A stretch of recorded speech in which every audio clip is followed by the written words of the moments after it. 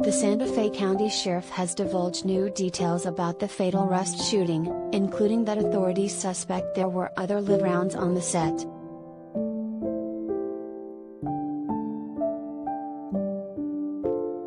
Santa Fe County Sheriff Adan Mendoza and District Attorney Mary Carmack-Altwies held a press conference on October 27 to offer new insight into the fatal shooting on the set of Alec Baldwin's movie, Rust.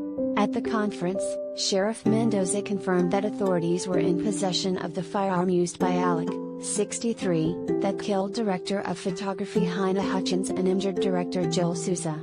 The gun was loaded with a live round, Sheriff Mendoza confirmed, and he said that testing is being done to determine if there was more real ammo on the Western film's set.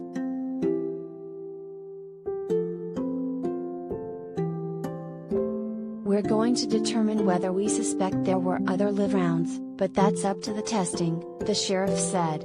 "Right now, we're going to determine how those got there, why they were there. Because they shouldn't have been there." Sheriff Mendoza also confirmed that police obtained the spent shell casing fired from the gun Alec used, as well as the actual lead projectile that they recovered from Souza's shoulder.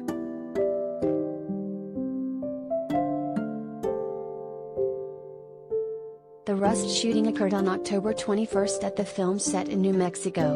Initial reports stated that Alec had accidentally fired a prop gun and killed 42-year-old Halyna, while Joel, 48, was injured but recovered at a hospital.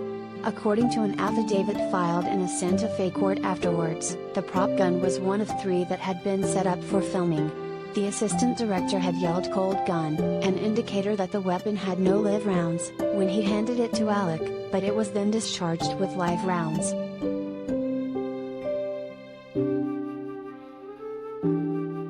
Related gallery.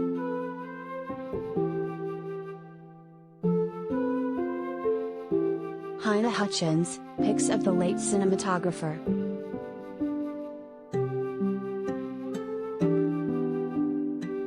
Even before the shooting, the Rust set had its fair share of issues.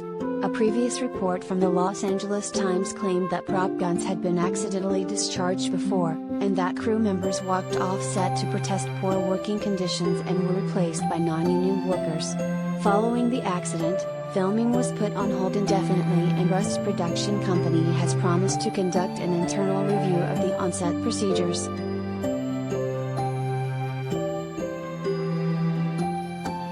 As for Alec, he has not been officially charged for the shooting, nor has anyone else from the movie set. At the press conference, Sheriff Mendoza said it's still too early into the investigation to determine if the accident will amount to criminal charges. However, the sheriff did note that was some complacency by the crew that led to the tragedy.